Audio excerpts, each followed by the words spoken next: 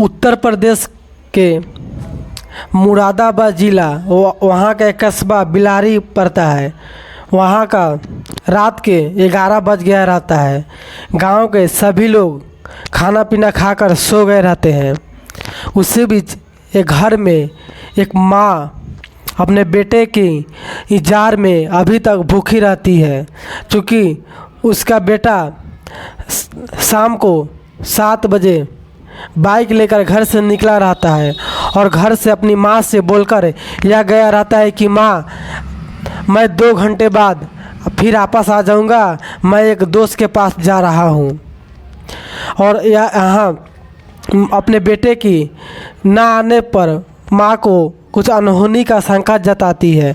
फिर अपने पति सबीर यानी सोनू को पिता को बोलते हैं कि देखो ना, अब तक सोनू नहीं आई, रात को 11 बज गया। तो उसके पति बोलते हैं कोई नहीं, अब आता ही होगा। फिर इंतजार करते करते 12 बज जाते हैं, फिर रात को 3 बज जाते हैं। जब फिर भी सोनू घर घर वापस नहीं आता है, तो फिर अपने परेशान माँ बाप, अपने रिलेटिव और जान पहचान वाले लोगों के पास कॉल करते हैं और सोनू के बारे में पूछते हैं, लेकिन हर जगह से उसे निराशा ही हासिल होते हैं। फिर सुबह के वक्त वो दोनों थाने पहुंचते हैं और थाने जाकर अपने बेटे की गुमशुदगी का रिपोर्ट दर्ज कराते हैं। रिपोर्ट दर्ज कर पुलिस उससे सोनू की जांच पड़ताल शुरू कर देते हैं। और उसके 2 दिन बाद उत्तर प्रदेश का है एक और ज़िला पड़ता है रामपुर। वहाँ बिना सिर के 100 मिलने की खबर, एक खेत में बिना सिर की एक खेत में 100 मिलने की खबर आती है। फिर वहाँ पुलिस पहुँचते हैं और 100 को निकालकर थाने लाते हैं और वहाँ पे सोनू को परिजन को बुलाते हैं और बोलते हैं कि देखो, यह तो सोनू का सर, यह 100 तो नहीं है। फिर उसे देखकर उसके माता पिता तुरंत पहचान लेते हैं कि ये तो 100 सोनू का है।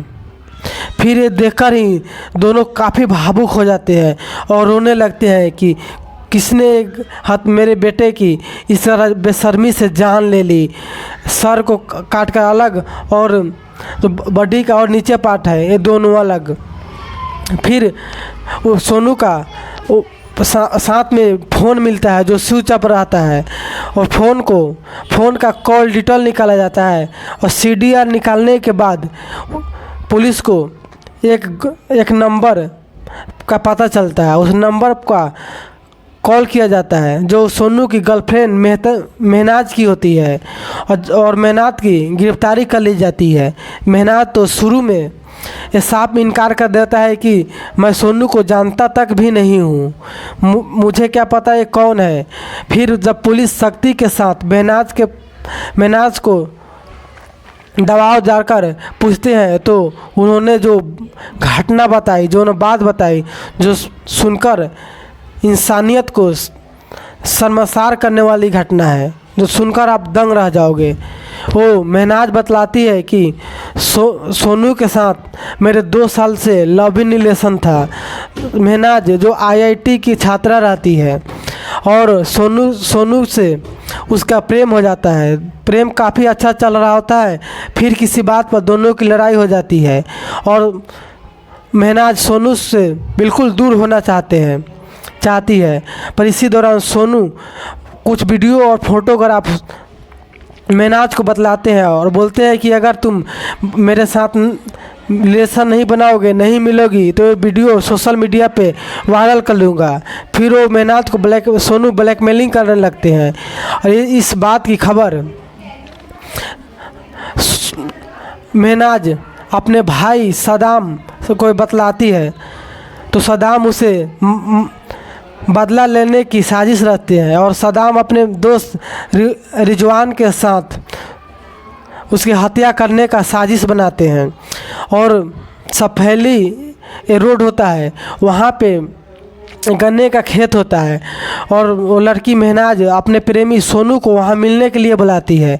जैसे सोनू वहाँ पहुँचता है और बाइक खड़ा करके सोनू वो मेहनाज के साथ गन्ने के खेत में जाते हैं। पीछे से सदाम और उसके दोस्त रिजवान पहुंचकर उसका मुंह बनकर ज़मीन पर पटक देते हैं और सोनू का शरीर बांधकर चाकू से उसका गला काटकर अलग कर देते हैं। और गला काटने के बाद सोनू के चप्पल, कपड़े और सिर को थैली में डालकर सपेरी कस्बे के टेचिंग ग्राउंड जो हत्या किया रहता है उससे 2 किलोमीटर दूर होता है, वहाँ फेंक देते हैं। और जो उसके सामान होते हैं उसे पेट्रोल लगाकर जला देते हैं और मौके पर तीनों फरार हो जाते हैं। जब ये पूरी खबर सोनू को माता पिता और पुलिस सुनते हैं तो वाकई में सुनकर काफ़ी दंग हो जाते हैं। फिर उसके बाद उसके सोनू के इस परिजन है उस तीनों को फांसी की और हत्या के मामले में जेल की मांग करते हैं। और उसके बाद जो सदाम है और रिजवान उसके दोस्त दोनों की गिरफ्तारी होती है और तीनों पर मुकदमा चलाकर तीनों को जेल भेज दिया जाता है। और वाकई सुनने में पूरी कहानी, पूरी घटना दर्दनीय है कि कैसे एक प्रेमी बदला लेने के लिए अपने भाई के साथ मिलकर अपने ही बॉयफ्रेंड को इस तरह गला काटकर मौत के घाट उतार दिया। उतना हिम्मत कहाँ से लाई, जो वाकई में काफ़ी शर्मसार और मानवता को पूरी तरह से दूषित करने वाली बात है। बाकी ये पूरी कहानी बताने का मकसद किसी के दिल दुखाना और किसी की भावनाओं को ठेस पहुंचाना नहीं है। आपको जागरूक करना है ताकि जो ऐसे लव अफेयर्स और जो समाज में कुरीतियाँ हो रही है उससे बच्चे सावधान रहे और सचेत रहे। बाकी पूरी घटना के बारे में आपकी क्या राय है कमेंट में ज़रूर बताएं। अगर आप चैनल पर नए हो तो चैनल को सब्सक्राइब करना ना भूलें।